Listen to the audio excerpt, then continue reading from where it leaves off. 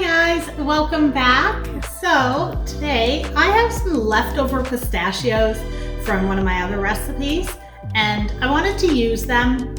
Wasn't sure what I wanted to make. Anyway, I went searching for a recipe, some inspiration, and I came across these cranberry curd squares.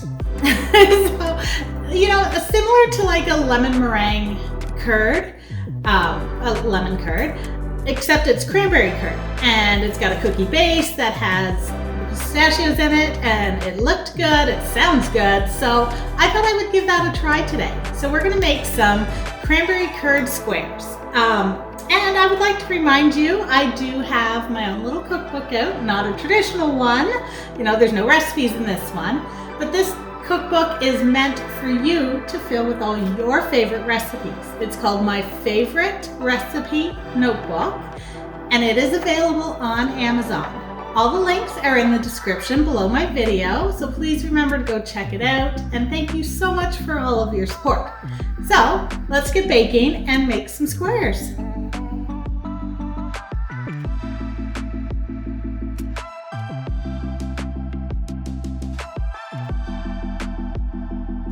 Alright guys, so blood oranges were really hard to find, and they were also very expensive right now, and I know the recipe calls for the use of 2 of them, but I am not using them. Instead, I am using just a navel orange.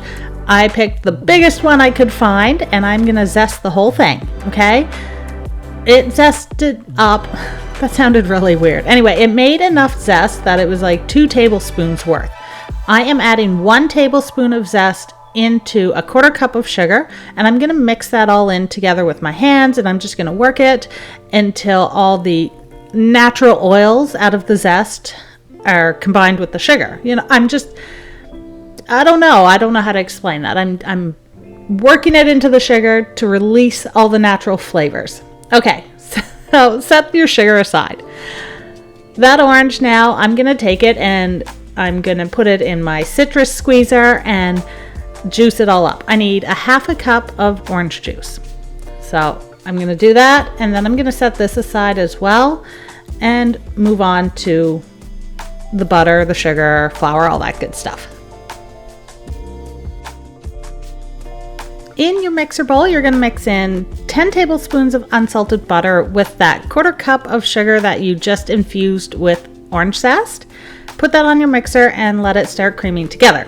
Okay. While that's mixing, you're going to take a separate bowl. You're going to add 1 1/4 cups of flour, a 1/4 cup of powdered sugar, and a 1/2 cup of crushed pistachios. You're going to mix that all up, and then when your butter and your sugar are well combined, you're going to add your flour mixture into it and let it mix until it forms a nice dough.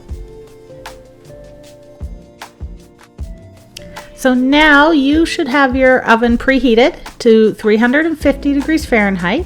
You're going to take your cookie dough, scrape down the sides of the bowl, get a 9 by 9 inch pan lined with parchment paper, and you're going to take the cookie dough and just spread it all out in the pan as evenly as you can. You could try using a measuring cup to try and press it down. I found it easier to use a little bit more parchment paper and just kind of glide the measuring cup over it so that it smoothed it all out. Once your pan of cookie dough is ready, you're going to put it in the oven for about 30 minutes. Remember that orange zest from earlier in the recipe that we set aside? So now you're going to take that and add it into 1 cup of sugar and mix it all up just like before. Okay. Now you're going to take a pot, you're going to add 340 grams of cranberries to it, whether they're fresh or thawed, it's up to you. Add your sugar, your orange infused sugar, and you're also going to add a 1/2 cup of the orange juice that you squeezed. Mix it all up, and then you're going to put it on the stove and let it start cooking down until your cranberries start popping and it almost looks like cranberry sauce. While your cranberries are cooking, you're going to take another bowl and add 3 large eggs into it, and you're just going to lightly beat them with a whisk and set these aside. Alright, so as you can see, the cranberries have cooked down. They're starting to look jelly, kind of like cranberry sauce. So that means they're all done cooking. And I'm going to remove it from the stovetop and transfer them to another bowl.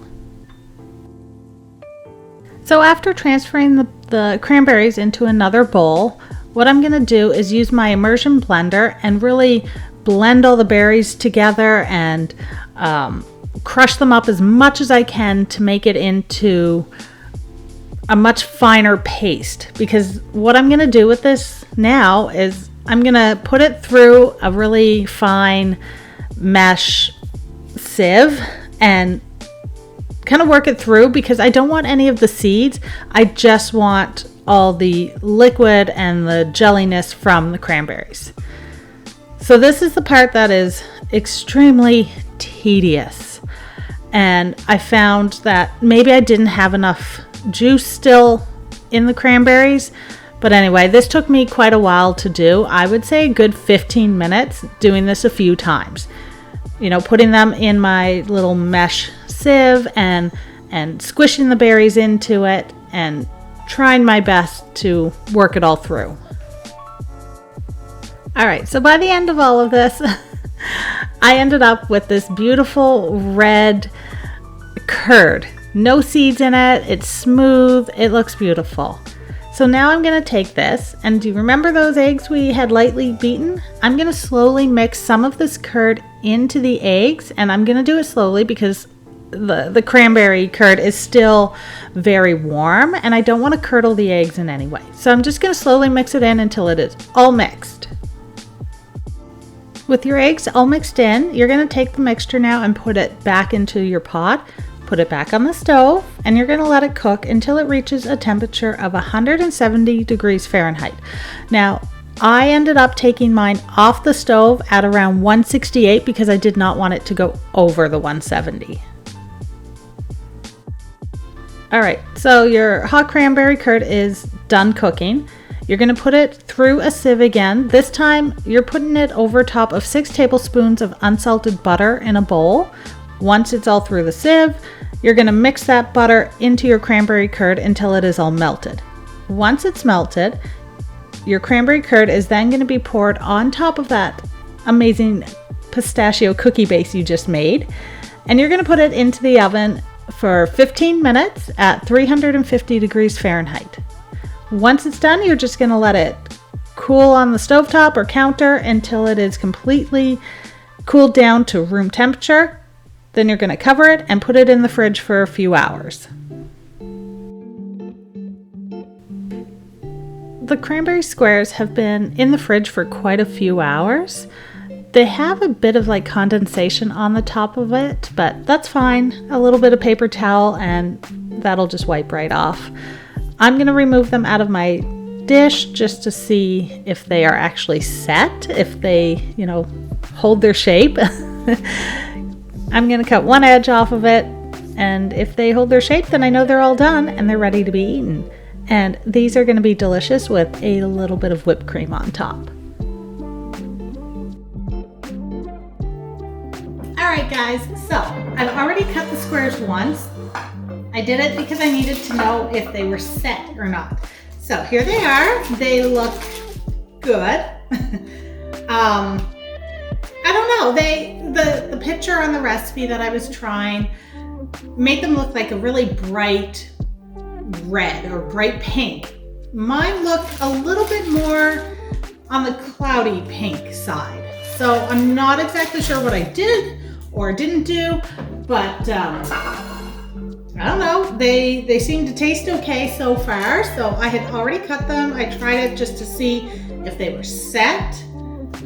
And the cookie bottom, I think I overcooked it just a little bit, considering that these had to go back into the oven to cook once I put the curd on top. So maybe next time I will cook the cookie base less, knowing that it's going to be cooking again. Besides that, I might also thin it out. This cookie base is actually quite thick, and I used, I think, a 9x9 or 8x8 pan, and that cookie base is, I find it a little too thick for these. So, besides all of that, they're really good. They're tart, but you have the cookie base, which complements it and makes it a little sweeter. You can also add some whipped cream on top with a sprinkle of pistachios. They're beautiful. They turned out really well. I'm happy with the way they turned out. So I hope you'll give this recipe a try and see if you guys like it or what you did different and what you changed. Thank you so much for watching today. I hope you enjoy my videos, and thank you for liking them, subscribing, and hitting the notification bell so you always know when I post a new video.